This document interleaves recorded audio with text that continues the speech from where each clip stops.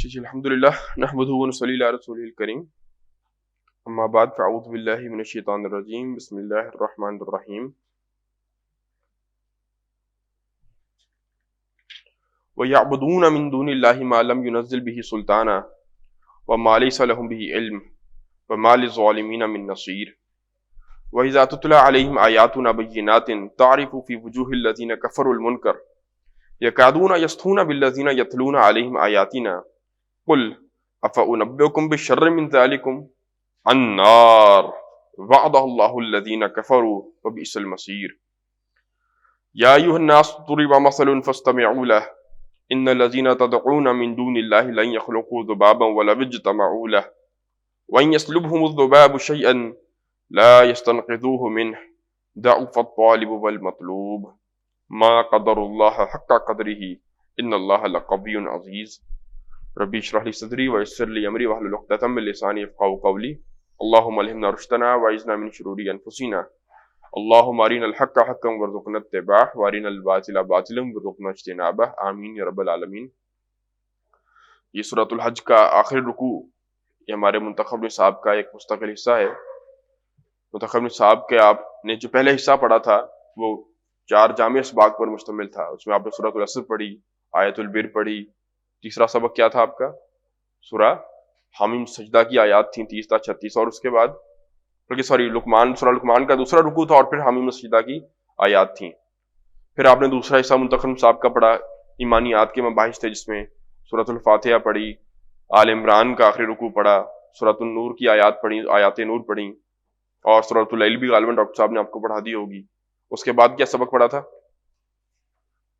سورۃ التغابن، سورۃ القیامہ، ایمانیات مکمل ہو گئی ہمارے منتخب نصاب کی۔ پھر اس کا اگلا حصہ تیسرا شروع ہوتا ہے عمل صالح کے مباحث۔ عمل صالح کے مباحث کے اندر عمل صالح ذاتی سطح کے اوپر سورۃ المومنون کی ابتدائی 11 آیات، پھر ذاتی سطح کے اوپر رہتے ہوئے اعلیٰ ترین مقام جو آپ اچیو کر سکتے ہیں وہ عباد الرحمن کے اوصاف۔ پھر اب انڈیویجولیٹی سے ایک سٹیپ آگے لیتے ہیں تو فیملی آتی ہے، سورۃ التحریم آپ نے پڑھی۔ پھر اس سے ایک سٹیپ آگے جائیں سوسائٹی کی طرف، سورہ بنی اسرائیل کا تیسرا چوتھا رکوع۔ پھر آپ نے اگلا اس کا مقام پڑھا کہ ریاست کی سطح کے اوپر عمل صالح کیا ہے، سورۃ الحجرات۔ یہاں پر آپ کا وہ حصہ بھی ختم ہو گیا منتخب نصاب کا، اعمال صالحہ کی بحث۔ پھر تواصی بالحق کے مباحث شروع ہوئے، اس میں آپ نے کیا کچھ پڑھا؟ یہ پہلا سبق ہے تواصی بالحق کے مضامین کا، یہاں سے وہ شروع ہو رہا ہے آپ کا اگلا چیپٹر منتخب نصاب کا، ٹھیک ہے۔ اس کا آپ نے غالباً آخری حصہ ڈاکٹر صاحب نے پڑھا دیا ہوگا، آخری رکوع اس کا شامل ہے ہمارے منتخب نصاب میں۔ میں دو آیتیں پیچھے سے آپ کو پڑھا رہا ہوں۔ اب یہ اب سورۃ الحج کھول لیں جی، سورۃ نمبر 22 اور آیت نمبر 71، 71 نمبر آیت ہے، ٹھیک ہے۔ یہ ہمارے یہ جو مصحف ہے اس پہ پیج نمبر 460 ہے، پیج نمبر 460 اوپر سے بالکل شروع ہو رہا ہے، مل گیا جی؟ دیکھیں بھائی، وَيَعْبُدُونَ مِن دُونِ اللَّهِ مَا لَمْ يُنَزِّلْ بِهِ سُلْطَانًا، اور وہ بندگی کرتے ہیں، پوجتے ہیں، پرستش کرتے ہیں، من دون اللہ، اللہ کو چھوڑ کر دوسری ایسی ہستیوں کو، کہ ما لم ينزل به سلطانہ، جن کی ان کے پاس کوئی دلیل نہیں ہے، کوئی سند نہیں ہے۔ وما لیس لہم بعلم، اور ایسی ہستیاں کی جن کے بارے میں ان کے پاس کوئی علم بھی نہیں ہے۔ وما للظالمین من نصیر، اور ایسے زیادتی کرنے والوں کے لیے کوئی مددگار نہیں ہوگا۔ کیا زیادتی کر رہے ہو؟ اللہ کو چھوڑ کر دوسروں کو پوج رہے ہیں، دوسروں کی عبادت کر رہے ہیں، ٹھیک ہے۔ وہ جو بخاری میں روایت آئی ہے کہ رسول اللہ صلی اللہ علیہ وسلم فرماتے ہیں، من ماتا وہوا یدعو من دون اللہ اندادا دخل النار، جو شخص اس حال میں مر گیا کہ وہ غیر اللہ کو پکارتا تھا، غیر اللہ سے دعائیں کرتا تھا، دخل النار، تو وہ داخل ہوگا آگ کے اندر، ٹھیک ہے۔ ویسے فعل ماضی عطا کے لیے وہ ہو گیا آگ میں داخل۔ وَإِذَا تُتْلَىٰ عَلَيْهِمْ آيَاتُنَا بَيِّنَاتٍ، اب کبھی کبھی ایسا ہوتا ہے کہ آپ نے کسی شخص کو شرک سے روکنے کے لیے، برائیوں سے روکنے کے لیے دلیل کے طور پر کیا سنا دیا؟ اللہ کا کلام پڑھ کر سنا دیا، قرآن کی کوئی آیت پڑھ کر سنا دی۔ اب ہوتا کیا کہ یہ روایتیں بن جاتی ہیں برائی کی۔ اب آپ اگر اس روایت کے خلاف بولیں گے تو روایت کے اوپر جب ضرب لگتی ہے، چوٹ لگتی ہے، تو روایت کو بڑی آگ لگتی ہے، تکلیف ہوتی ہے۔ تو اگر آپ نے اللہ کا کلام سنا دیا اور وہ ہے بھی مسلمان جس کو آپ نے قرآن سنایا ہے، اب وہ اس کو یہ تو نہیں کہہ سکتا کہ چپ کر جاؤ یا نہ سناؤ، لیکن غصہ بہرحال آتا ہے قرآن سن کر کہ قرآن پڑھ کر اس نے کیوں سنا دیا، کہ قرآن مجید کی آیات بالکل نفی کر رہے ہیں وہ جو ان روایات کی کہ جو معاشرے کے اندر نارم بن گئی ہیں. ٹھیک ہے، تو اب وہ یہاں پر بات ذکر ہو رہی ہے کہ تمہیں جب آیات پڑھ کر سناتے ہو تو ان کا خون کھولتا ہے، ان کا دل کرتا ہے کہ اٹھ کر تھپڑ مار دیں تمہیں. قصور آپ کا کیا ہے کہ آپ کیا سنا رہے ہیں؟ قرآن کی آیات پڑھ کر سنا رہے ہیں. دیکھیں ذرا، وَإِذَا تُتْلَىٰ عَلَيْهِمْ آيَاتُنَا بَيِّنَاتٍ، اور جب پڑھی جاتی ہیں ان کے اوپر ہماری روشن آیات، ہماری آیات بھی ہیں، قرآن کا حصہ ہے، اور اوپر سے وہ کوئی ڈھکی چھپی باتیں نہیں ہیں، بالکل ڈیفینیٹ باتیں ہیں. آیات بینات، آیاتنا بینات، اور جب ہمارے اوپر اور جب ان کے اوپر پڑھی جاتی ہیں، یعنی کوئی ان کو پڑھ کر سناتا ہے کیا چیز؟ ہماری روشن آیات. تعرف فی وجوہ الذین کفروا المنکر، تو وہ لوگ کہ جنہوں نے کفر کی روش اختیار کی ہوئی ہے تمہیں ان کے چہروں کے اندر غصہ نظر آئے گا. المنکر، ناگواری کے اثرات نظر آئیں گے. ہے کہ نہیں مزے کی آیت؟ تو تمہیں ان کے چہروں کے اندر ناگواری نظر آئے گی، غصے کے آثار، ناخوشی کے اثرات نظر آئیں گے. یکادون یسطون بالذین یتلون علیہم آیاتنا، اور قریب ہوں گے وہ اس کے کہ وہ آگے بڑھ کر حملہ کر دیں ان لوگوں پر کہ جنہوں نے ہماری آیات پڑھ کر سنائی تھی. اب دیکھیں الفاظ بڑے اہم ہیں. یکادون یسطون، قریب ہوتا ہے کہ وہ حملہ کر دیں بالذین، کن لوگوں پر؟ ان پر کہ یتلون علیہم آیاتنا، جنہوں نے ان کو ہماری آیات پڑھ کر سنائی تھی. پڑھ کر کیا سنا رہے تھے؟ وہ ہماری آیات پڑھ کر سنا رہے تھے. تمہیں وہ برے لگ رہے ہیں، تو اصل میں برا کون لگ رہا ہے تمہیں؟ بری تو تمہیں ہماری بات لگ رہی ہے، اللہ کی بات لگ رہی ہے. ٹھیک ہے نا؟ تو اللہ تعالیٰ نے یہ نہیں کہا کہ قرآن کی آیات یا مجرد آیات کا لفظ بھی نہیں آیا کہ آیات پڑھ کر سنا رہے ہیں تو ان کو مارنے کا ان کا دل کرتا نہیں. ہماری آیات پڑھ کر سنا رہے تھے تو قریب ہوتا ہے کہ یہ ان کو حملہ کر دیں، ان کو ماریں اٹھ کر. اور اگر بس چلے تو پھر پکڑ بھی لیں گے گریبان. قرآن میں تو یہیں تک الفاظ ہے نا کہ یکادون یسطون بالذین یتلون علیہم آیاتنا، قریب ہوتا ہے کہ وہ حملہ کر دیں اس پر جو ہماری آیات پڑھ کر سناتا ہے. لیکن جہاں جہاں بس چلے گا وہ آگے بڑھیں گے بھی، آپ کو پکڑیں گے بھی، آپ کو ماریں گے بھی. ٹھیک ہے، ہاں جہاں اتھارٹی نہیں ہوتی پھر وہ غصہ ضبط کرنا پڑتا ہے. کبھی کبھی صرف زبان کی حد تک وہ نکلے گا، کبھی وہ بھی نہیں نکل سکتا. قل، نبی ان سے کہیے، افانبئکم بشر من ذالکم، تمہیں میں اسے بھی بری بات بتاؤں؟ یہ کوئی تھوڑی بری بات تھی کہ دنیا میں انسان اللہ کی آیات کو سنے، اور بجائے اس کے اہل ایمان کی صفت کیا بتائی ہے قرآن مجید نے کہ جب وہ اللہ کا کلام سنتے ہیں زادتہم ایمانا، ان کا ایمان بڑھ جاتا ہے. اور مقابلے میں ایک یہ لوگ ہیں کہ وہ آیات سنتے ہیں تو کیا ہو رہا ہے؟ تعرف فی وجوہ الذین کفروا المنکر، ان کے چہروں کے اندر تمہیں ناگواری کے، غصے کے، وہ جو سے کہتے ہیں نا وٹ چڑھنا، پنجابی کے اندر وٹ چڑھتے ہیں اللہ کا کلام سن کے ان کو. قل، اے نبی ان سے ذرا پوچھیے، افانبئکم بشر من ذالکم، اس سے بھی تمہیں بری بات بتاؤں، اس سے بھی برا انجام تمہارا بتاؤں؟ النار، ایک آگ ہے.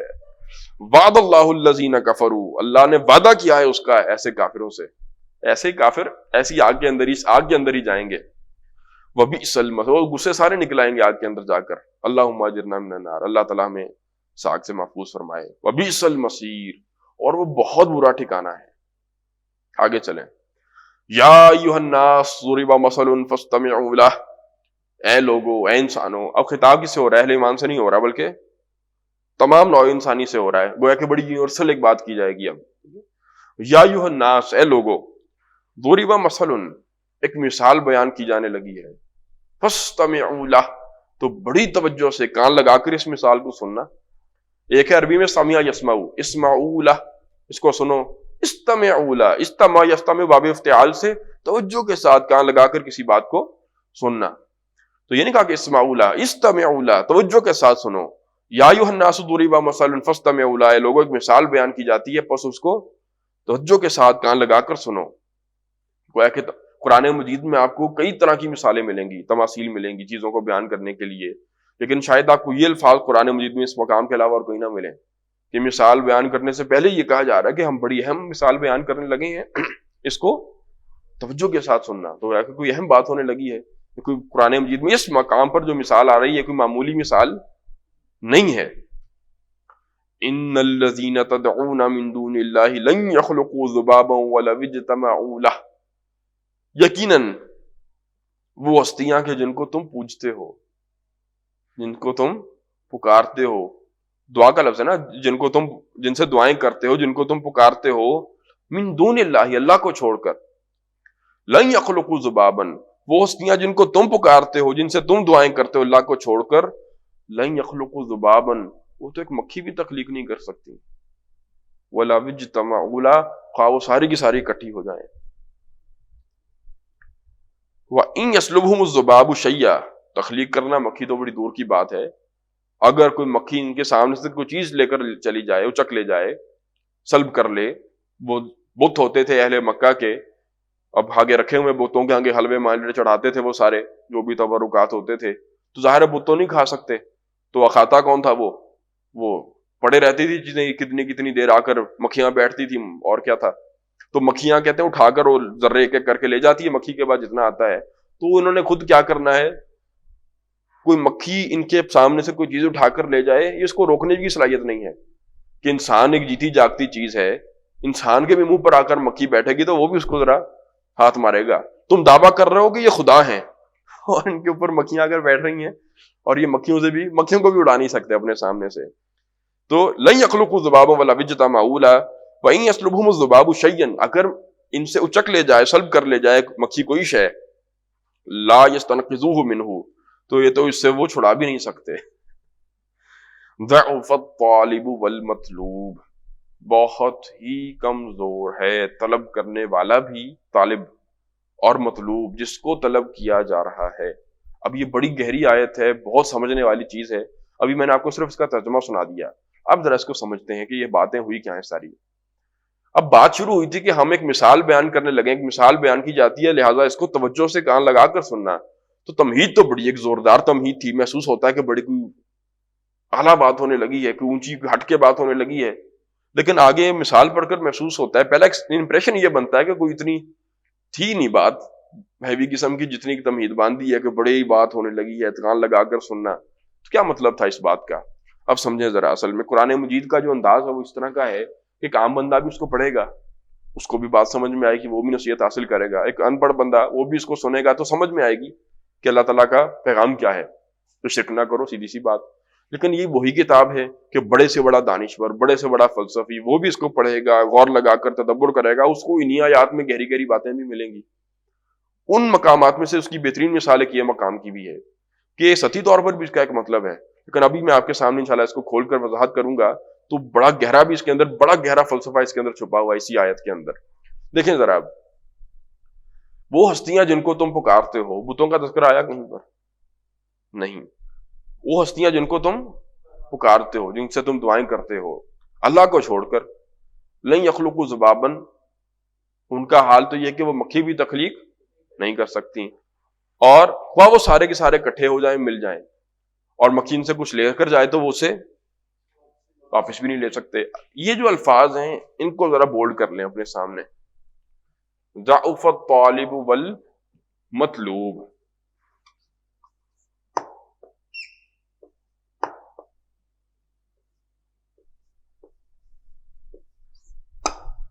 عربی آپ نے پڑھ لی، بلکہ شام والوں کو تو میں ہی پڑھا رہا ہوں۔ ضعف الطالب کارما کے وزن پر، ضعف یضعف ضعفا فہو ضعیف، کمزور، کمزور ہے فاعل آ گیا، الطالب طلب کرنے والا، اور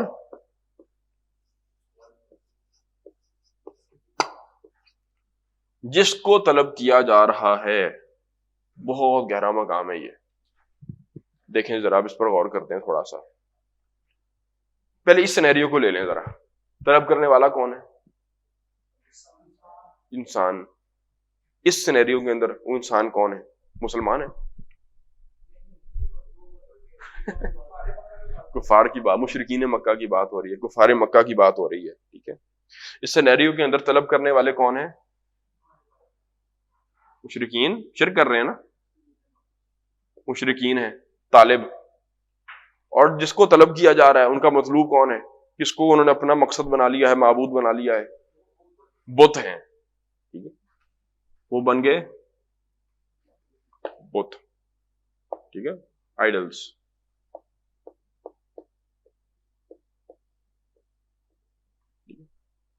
اس سینیریو کے اندر طلب کرنے والا مشرک ہے، طالب، اور جس کو طلب کیا جا رہا ہے وہ، اب یہاں کیا کہا گیا کہ طلب کرنے والا بھی کمزور ہے، مشرک بھی کمزور ہے اور بت بھی کمزور ہے۔ کیا مطلب سمجھ آئی اس بات کی؟ کہ اصل میں آپ جس کو پوج رہے ہیں، جو آپ کا آئیڈیل ہے، آئیڈل ہے، یہاں تو آئیڈل بت کو کہتے ہیں نا، ان کا آئیڈل ہی تھا، بت ہی تھے، تو جس سے آپ طلب کر رہے ہیں، جو آپ کا مطلوب ہے، اب اس بات کو کہنے کا آسان طریقہ نہیں ہو سکتا تھا، ضعف المشرک، کمزور ہے مشرک بھی، ومعبودہ والاصنام، اور ان کے بت بھی کمزور ہیں۔ لیکن الفاظ اللہ تعالیٰ نے ایسے چنے ہیں کہ جو ذرا سا بھی غور کرنے کے بیٹھ جائے تو وہ گہرائی میں اترتا چلا جائے گا اور اس کے سامنے مزید معنی جو ہے وہ کھلتے چلے جائیں گے۔ لفظ اللہ نے کیا استعمال کیا؟ فاعل مفعول، طالب اور مطلوب، کمزور ہے طلب کرنے والا جس کو طلب کیا جا رہا ہے۔ بات سیدھی بھی ہو سکتی تھی نا، لیکن اللہ تعالیٰ نے یہ الفاظ کیوں استعمال کیے؟ اس کے اندر اب معنی کے اندر بڑی وسعت پیدا ہو گئی ہے۔ کیسے؟ دیکھیں، اب اس سینیریو سے بات شروع کرتے ہیں کہ فلسفہ یہ ہے قرآن مجید کی ہدایت کا اور اس آیت کا اصل میں، کہ جس کو آپ مطلوب بناتے ہیں، زندگی کا مقصد بناتے ہیں، آپ جس چیز کو اپنا ایم بنا لیتے ہیں زندگی کا، آپ کا ایم جتنا گھٹیا ہوگا، جتنا پست ہوگا آپ کا اخلاق، اور اتنا آپ کا کردار بھی اتنا ہی کیا ہوگا؟ اتنا پست ہوگا، گھٹیا ہوگا۔ یہاں تک بات سمجھ میں آئی؟ اب آپ اس کی جگہ پر اپنے آپ کو رکھیں، طالب سر بندہ اپنے آپ کو رکھے میں ہوں، ٹھیک ہے نا، اور مطلوب کی جگہ پر رکھیں اپنے آئیڈیل کو، اپنے ایم کو، آپ زندگی میں کرنا کیا چاہتے ہیں، ہائر آئیڈیل کیا ہے آپ کا، آپ کی زندگی کا گول کیا ہے، آپ کی زندگی کا مشن کیا ہے۔ ایک ہی چیز کے لیے الفاظ ہیں نا سارے، ٹھیک ہے نا۔ اب آگے بات چلتے ہیں، ذرا اب اس کو ذرا دیکھتے رہیں اور سنتے رہیں۔ جی، اب انسانوں کی بات کرتے ہیں، آپ میری اور آپ کی بات کرتے ہیں۔ یہ بات سمجھ میں آ گئی آپ کو کہ جتنا گھٹیا آئیڈیل ہوگا، آپ کا گول ہوگا، ایم ہوگا، مشن ہوگا، مقصد زندگی ہوگا، اتنا ہی گھٹیا آپ کا کردار ہوگا۔ جتنا اعلیٰ آپ کا آئیڈیل ہوگا، اتنی اونچی آپ کی پرسنالٹی ہوگی، اتنا ہی اونچا آپ کا کریکٹر ہوگا، اتنے ہی اعلیٰ آپ کے اخلاقیات ہوں گے۔ یہ بات سمجھ میں آ گئی؟ اب اس کو اینالائز کریں ذرا زمین کے اوپر آ کر، زندہ کلام ہے نا، تو زندہ لوگوں پر سامنے رکھیں گے تو اس کو سمجھ میں آئے گی۔ آج آپ نیچے سے شروع کر لیں ذرا۔ ایک شخص وہ ہے کہ جس نے اپنا آئیڈیل بنا لیا ہے، کسی چیز کو بھی نہیں، زیرو لیول تو یہی ہوگا نا۔ ایک ایسا بندہ زندگی گزار رہا ہے اس دنیا میں کہ اس کی زندگی کا مقصد ہی کوئی نہیں ہے، بس کھا رہا ہے، پی رہا ہے، وقت گزار رہا ہے، وہ کہتا ہے بس زندگی گزار رہا ہوں میں، میرا کوئی اور مقصد نہیں ہے۔ تو ایسے بندے کو کیا ضرورت ہے کہ وہ اچھی طرح کسی سے پیش آئے، اچھے اخلاق ہوں اس کے، یا بن سنور کر بات کرے، یا صاف ستھرا بھی بھلے رہے کہ نہ رہے، ٹھیک ہے نا، تو کچھ بھی نہیں ہوگا۔ اس کا ایک کریکٹر ہوگا انتہائی بیکار قسم کا، اس کی جیسے دل کرے گا خواہش اپنی پوری کرے گا، جہاں سے ملے گا کھانا کھائے گا، جہاں سے ملے گا اپنی جنسی ضرورت پوری کرے گا، تو جہاں جہاں اس کا منہ لگے گا وہاں تک وہ جائے گا۔ کیوں؟ اس کی زندگی کا کوئی مقصد ہی نہیں ہے۔ ایسے انسان کو ہم کہیں گے یہ لٹرلی جانوروں کی سطح پر آ کر زندگی گزار رہا ہے۔ ٹھیک ہو گیا؟ ایک سٹیپ اوپر آئیں ذرا اس سے۔ ایک ایسا شخص ہے اس کی زندگی کا مقصد اپنا آپ ہے، چلیں اس کی زندگی کا مقصد کیا ہے؟ اپنا آپ۔ وہ کہتا ہے کہ میرے لیے سب سے اہم میں ہوں، میں نے اپنے آپ کو اعلیٰ سے اعلیٰ رکھنا ہے، اپنی لگژریز پوری کرنی ہے، اپنی خواہشات پوری کرنی ہے، اور اپنی ضروریات کو پورا کرنے کے لیے زندگی گزارنی ہے، اور اچھی سے اچھی۔ اب اپنی ضروریات کو اسٹیٹس میں نے اپنا ایک مینٹین کرنا ہے، لیٹ سے آسان لفظوں میں نے اپنا ایک اسٹیٹس مینٹین کر کے رکھنا ہے۔ اب اپنا اسٹیٹس مینٹین کرنے کے لیے جہاں سے پیسہ آتا ہے آئے، حرام سے آتا ہے تو حرام سے آیا کرے، حلال سے آتا ہے تو حلال سے آئے، اسے کیا پتا حرام کیا ہے اور حلال کیا ہے، ٹھیک ہے؟ جہاں سے باقی ضرورتیں پوری ہوتی ہیں، خواہشیں پوری ہوتی ہیں، وہاں سے ہوتی رہا کریں، ٹھیک ہے؟ اسی طرح ایک بندہ ہے، اس کی زندگی کا مقصد یہ ہے، مشن یہ ہے کہ میں نے مشہور ہونا ہے۔ یہ بھی آیات میں ملیں گی آپ کو آج کے دور میں، بلکہ جب سے یہ انٹرنیٹ کا فتنہ آیا ہے، یہ جو خود پرستی ہے یہ بھی زیادہ عام ہو گئی ہے کہ اپنے حسن کا دیوانہ بنا پھرتا ہوں کہ دنیا کو پتا چلے کہ میں کون ہوں۔ تو اب مشہور ہونا ہے، سیدھی طرح مشہور نہیں ہو رہے تو الٹی طرح مشہور ہو جاؤ، کپڑے پہن کر مشہور نہیں ہو رہے، کپڑے اتار کر مشہور ہو جاؤ، بدنام ہو گئے تو کیا نام نہ ہوگا، ٹھیک ہے؟ تو بس مقصد یہ بنا لیا ہے کہ میں نے کسی طرح مشہور ہونا ہے، تو بائی ہک اور بائی کرک یہ بندہ ہر کوشش کرے گا کیا کرنے کی، مشہور ہونے کی. تو کیا کردار ہے اس کا؟ یہ محنتی ضرور ہوگا اس بندے کے مقابلے میں جو فارغ بیٹھا ہوا تھا. ایک سٹیپ اوپر تو آئے نا ہم، کہ کچھ محنت کرے گا، کوئی بھاگ دوڑ کرے گا، ہاتھ پاؤں مارے گا مشہور ہونے کے لیے، لیکن کوئی ویلیوز نہیں ہے، کوئی مورلز نہیں ہے اس کے. اچھا اس سے ایک ذرا اور سٹیپ اوپر ایک آئے. ایک بندہ زندگی گزارتا ہے اور کہتا ہے میری زندگی کا مقصد پیسہ کمانا ہے. اس نے اپنا ایم، اپنا مطلوب، اپنا آئیڈیل کس کو بنا لیا؟ پیسہ کمانا ہے، پیسہ آنا چاہیے. وہ ڈاکے ڈال کر آئے، وہ چوریاں کر کے آئے، وہ سود کھا کر آئے، اللہ رسول کا دشمن بننا پڑے بھلے ہی، لیکن مطلوب کیا ہے؟ پیسہ آنا چاہیے. تو وہ جہاں جہاں سے ممکن ہوگا وہ ذرائع اختیار کرے گا پیسہ حاصل کرنے کے لیے. اس کا ہائیسٹ ایم کیا ہے زندگی کا؟ بینک بیلنس بنانا. پیسہ تو ہماری زبان میں کہتے ہیں نا، پیسہ ہو جو بھی ہو، ڈالر ہو یا کرنسی ہو، بس ذخیرہ کرنا ہے، میں نے اکٹھا کرنا ہے. اچھا یہ بندہ بھی بڑا محنتی ہوگا، اس سے کچھ اوپر ہوگا پچھلے والے سے، یہ کہ لوگوں سے کچھ بنا کر بھی رکھے گا. آخر جو فائنینشلی آپ کو پتا فراڈ کرتے ہیں، بڑی میٹھی میٹھی باتیں سنا کر کے جاتے ہیں فراڈ، ٹھیک ہے نا. ہاں کہہ رہا ڈبل شاہ. تو ٹھیک ہے یہ ایک شخص ہے. اچھا اس سے بھی اوپر تھوڑا سا آئیں. ایک بندہ کہتا ہے میں اپنے لیے زندگی نہیں گزاروں گا، میں زندگی گزاروں گا انسانوں کی خدمت کے لیے. کس کے لیے؟ انسانوں کی خدمت کے لیے. اب وہ شخص جو کہتا ہے کہ میں انسانوں کی خدمت کے لیے زندگی گزاروں، اس کا مطلوب باقی نیچے والوں سے اونچا ہے کہ نہیں؟ ٹھیک ہے نا. ایک سننے میں بھی اچھا لگتا ہے کہ اپنے لیے نہیں بلکہ لوگوں کی خدمت کرنے کے لیے زندگی گزار رہا ہے. آپ کو ایسے لوگ ملیں گے کہ ہمارا ملک، ہمارا وطن، میں نے اپنے ملک کے لوگوں کی کیا کرنی ہے؟ خدمت کرنی ہے. میں جیسے بھی کر سکوں، فائنینشلی کر سکوں، ایجوکیٹ کر سکوں. لیکن ایسے لوگ بھی جہاں پر اپنے ملک کے لوگوں کے ساتھ بڑے سنسیئر ہوں گے، وہیں پر دوسرے ملک کا کوئی بندہ ہوگا، وہ جس کے سامنے مقابلے میں جب آئے گا تو اس کو انسان بھی نہیں سمجھیں گے، ہے نا. اپنوں کے لیے سارے اصول اور ہوں گے، دوسرے ملک میں کیا ہے فرق کہ یہ لکیر آپ ہی نے کھینچی، اللہ نے تو نہیں کھینچی تھی کہ اس طرف بارڈر کے یہ ہے، اس طرف بارڈر کے وہ ہے. یہ تو کل کی تقسیم ہے ساری. تو آپ نے خود ہی تقسیم کھینچی اور آپ نے انسانوں کے حقوق بدل دیے. ادھر کے ساتھ اور ٹریٹمنٹ ہوگا، ادھر والوں کے ساتھ اور سلوک کیا جائے گا. لیکن بہرحال یہ بندہ جو ہے یہ اس میں وہ نفسانیت تھوڑی کم ہوگی اور لوگوں کو سرو کرنے کا جذبہ زیادہ ہوگا. کسی کی بھوک کا خیال ہے، کسی کے کپڑوں کا خیال ہے، کسی کی تعلیم کا خیال ہے، وہ بھلے ہی وہ دوسرے ملک والوں کے ساتھ شاید نہ کرے. اس سے بھی آپ اوپر چلیں. ایک وہ بندہ ہے جس کی زندگی کا مقصد ہے، وہ کہتا ہے کہ میں نے یہی ایک تو تھا اپنے وطن کی خدمت کرنی ہے. ایک بندہ کہتا ہے میں نے خدمت خلق کرنی ہے. وہ دنیا میں جہاں مرضی انسان ہو، مجھے فرق نہیں پڑتا میرے ملک کے ہیں یا نہیں ہیں، میرے لیے سارے کیا ہیں؟ برابر ہیں. وہ کسی زبان کے بولنے والے ہوں، کسی رنگ سے تعلق رکھتے ہوں، میرے لیے سب برابر ہیں. اگرچہ ہوتے نہیں ہیں برابر سب کے لیے. کہ آج دنیا کی سب سے زیادہ سویلائزڈ اور کہنا چاہیے کہ ماڈرن جو سویلائزیشن ہے وہ امریکن مانی جاتی ہے.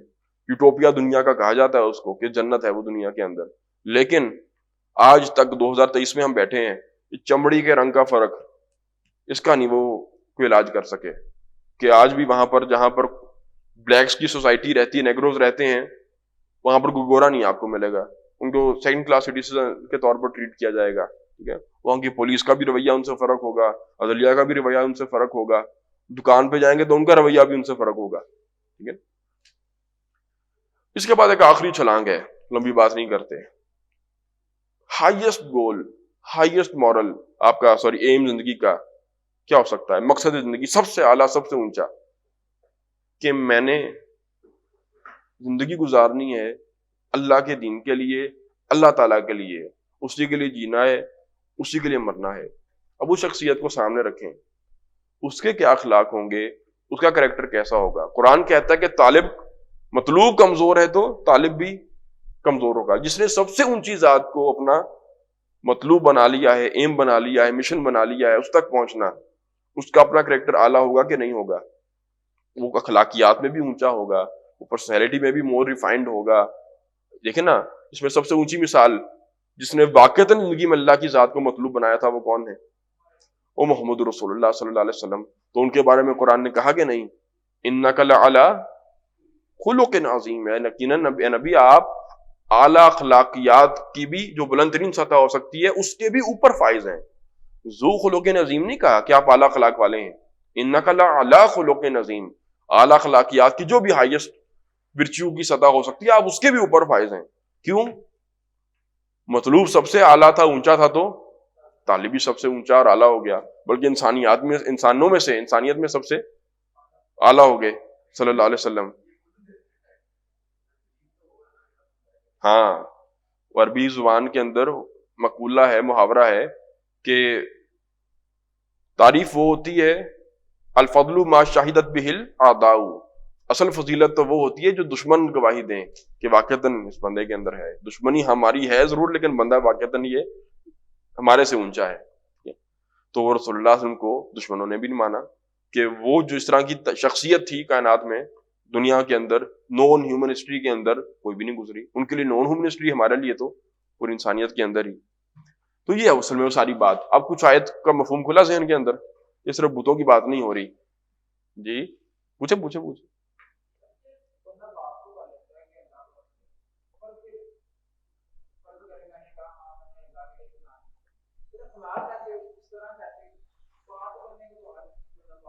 آگے آ رہا ہے، پڑھنے تو دو. یا ایھا الناس ضرب مثل فاستمعوا له ان الذين يدعون من دون الله لن يخلقوا ذبابا ولو اجتمعوا له وان يسلبهم الذباب شيئا لا يستنقذوه منه ضعف الطالب والمطلوب. کمزور ہے طالب بھی اور مطلوب بھی. یہ جو آپ بات پوچھی نا آپ نے کہ اگر انسان کے اخلاقیات اوپر نہیں جا رہے، دعویٰ وہ کر رہے ہیں کہ میں نے اللہ کی ذات کو مقصد بنا لیا ہے، بات کرنے کی بھی تمیز نہیں ہے، بڑے چھوٹے کی تمیز نہیں ہے، اس کا مطلب ہے وہ کہنے کوئی اصل مطلوب کچھ اور ہے، اصل مقصد کچھ اور ہے. یا تو وہ اپنے نفس کی تسکین ہے، یا لوگوں کو حقیر ثابت کرنا، اپنے آپ کو اعلیٰ ثابت کرنا ہے، یا پھر اس کے اندر کوئی وہ اللہ تعالیٰ معاف کرے شہرت کی کوئی طلب ہے، کچھ چیز ہے اس میں پھر چھپی ہوئی ہے نا. اگر وہ آپ کا مطلوب اعلیٰ نہیں ہو، کیا کہتے ہیں، اخلاقیات اعلیٰ نہیں ہو رہے، خود آپ اونچے نہیں ہو رہے، گھٹیا ہی ہیں، ضعیف کے ضعیف ہی ہیں، تو مطلوب آپ کو نظر ثانی کرنے کی ضرورت ہے اپنی نیت کے اوپر کہ وہ کیا ہے. ما قدر اللہ حق قدری ہی. اور جو پھر اوپر نہیں جاتے، اللہ سے نیچے کسی بھی چیز کو انہوں نے اپنے لیے ایکسیپٹ کر لیا بطور مقصد زندگی، تو انہوں نے ایسا کیوں کیا؟ ما قدر اللہ حق قدر ہی، انہوں نے اللہ کی قدر ہی نہ کی جیسا کہ اللہ کی قدر کرنے کا حق تھا. انہوں نے اللہ تعالیٰ کو پہچانا ہی نہیں جیسے اللہ تعالیٰ کو پہچاننے کا حق تھا. اللہ تعالیٰ کو کسی بندے نے پہچاننا تو بہت بڑی چیز ہے، اللہ تعالیٰ کی معرفت ہمیں کیا حاصل ہوگی؟ کوئی رمق بھی انسان کے دل میں پیدا ہو جائے، ذہن میں انسان کے پیدا ہو جائے کہ وہ کیا ذات ہے اللہ تعالیٰ کی، کس قدر اس کی قدرت ہے، کس قدر اس کا علم ہے. ہم تو بس اتنا ہی کہہ سکتے ہیں نا کہ وہ بکل شیء علیم، ہر شے کا علم رکھتا ہے، وہ علی کل شیء قدیر، ہر شے کی قدرت رکھتا ہے. اب واقعتاً یہ بات دل میں اتری ہو، ممکن نہیں ہے کہ انسان اللہ تعالیٰ سے نیچے کسی چیز کے اوپر راضی ہو جائے، مطمئن ہو جائے اس کو اپنا زندگی کا مقصد بنانے کے لیے.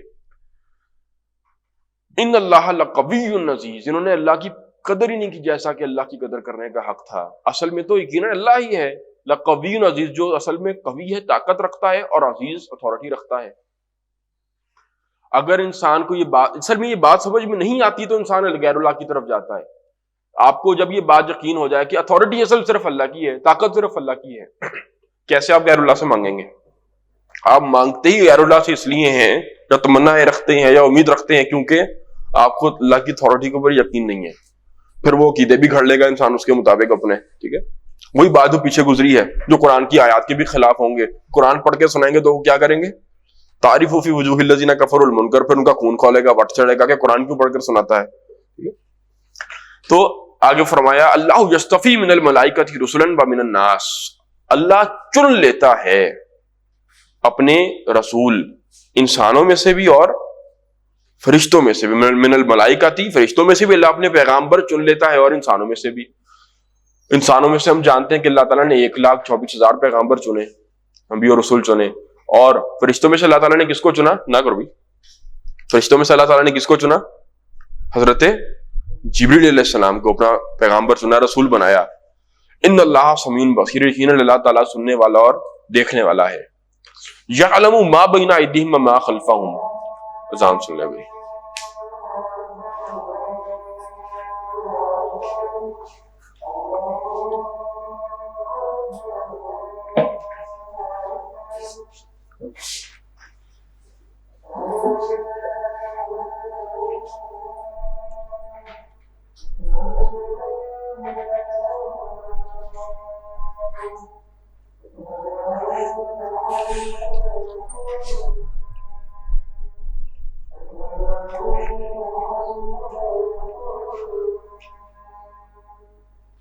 جی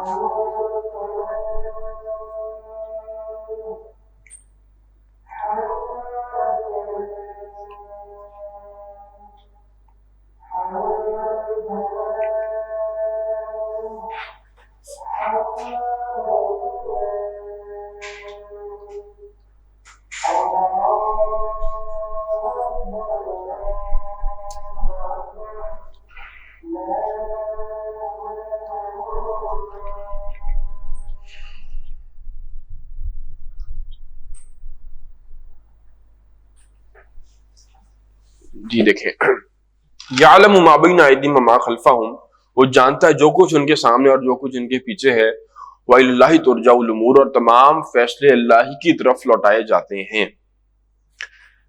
اب وہ اگلی بات آ گئی کہ اب جس نے واقعتاً اللہ کی ذات کو اپنا مطلوب بنا لیا ہو، اب اس کے لیے حکم ہے اور اس کے لیے ہدایت ہے۔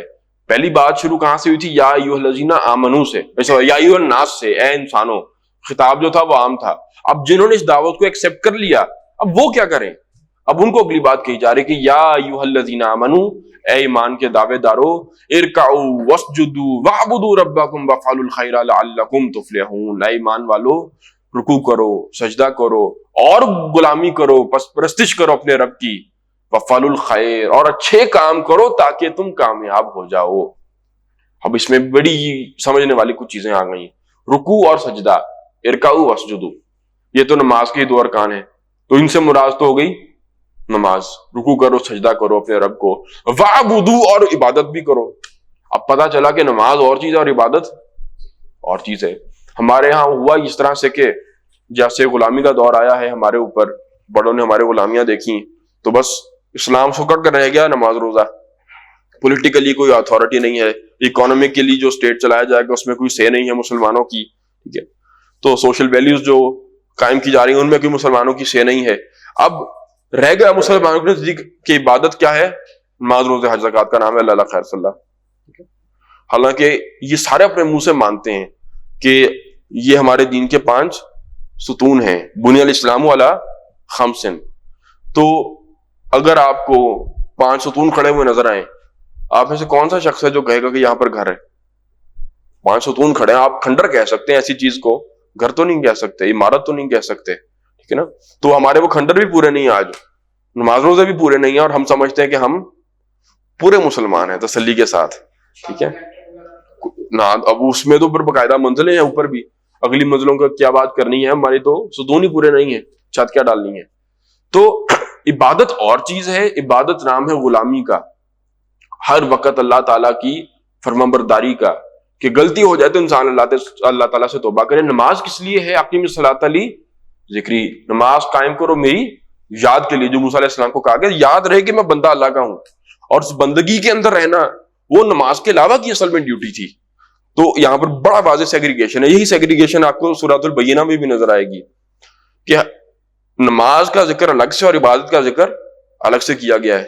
وما امروا الا ليعبدوا الله مخلصین لہ الدین حنفاء ویقیموا الصلاۃ ویؤتوا الزکاۃ، اور ہم نے تو ان کو یہی حکم دیا تھا کہ اللہ کی یکسو ہو کر عبادت کریں، غلامی کریں اور نماز قائم کریں اور زکوٰۃ ادا کریں۔ سورہ بینہ کے الفاظ ہیں۔ تو عبادت اور چیز ہے، نماز روزہ اور چیز، وہ تو اللہ کو یاد رکھنے کے لیے ہے۔ تو آگے فرمایا اچھے کام کرو۔ اب یہ عبادت کے علاوہ اچھا کام کون سا ہے؟ یہ بھی بات نوٹ کرنے کی ہے کہ نماز پڑھو، اب اچھے کاموں میں نہ تو نماز ہے نہ عبادت، اب تیسری چیز کرو، نماز کے علاوہ عبادت کرو، وَاعْبُدُوا رَبَّكُمْ وَافْعَلُوا الْخَيْرَ، اور اچھے کام کرو تاکہ تم کامیاب ہو جاؤ۔ اب یہ اچھے کام کون سے مراد ہیں؟ اس میں 2 چیزیں سمجھ لیں۔ انسانیت کی خدمت، اس کے بھی 2 لیولز ہیں اصل میں۔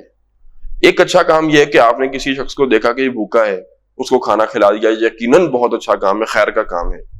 کسی کو آپ نے دیکھا اس کے تن پر لباس نہیں ہے، آپ نے اسے کپڑے دے دیے، کوئی اسے انکار نہیں کر سکتا کہ یہ ایک اچھا کام ہے۔ لیکن اس کا ایک آنےسٹ جواب دیجیے مجھے کہ آج آپ نے کسی بھوکے کو روٹی کھلائی، کیا اس کو اگلے دن پھر سے بھوک نہیں لگے گی؟ پھر لگے گی۔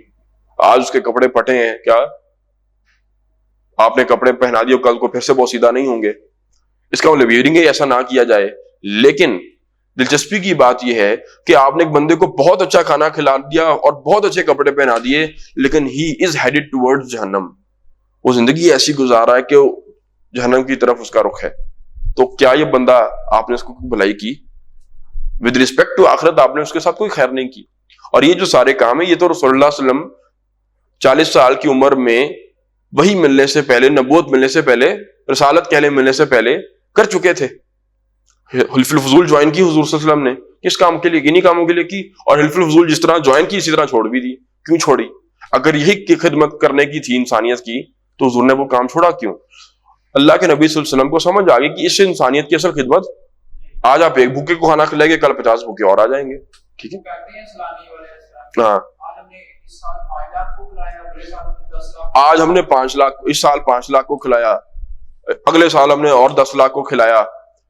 عام بندہ سمجھے گا کہ کام بڑھ رہا ہے، خوش ہوگا، حالانکہ کام شروع کیا تھا بھوک مٹانے کے لیے، بھوکے تو بڑھ رہے ہیں. ٹھیک ہے نا. تو رسول اللہ صلی اللہ علیہ وسلم موسٹ جینیس انسان تھے تمام انسانوں میں سے بلا مبالغہ، تو وہ یہ بات بڑی جلدی سمجھ گئے.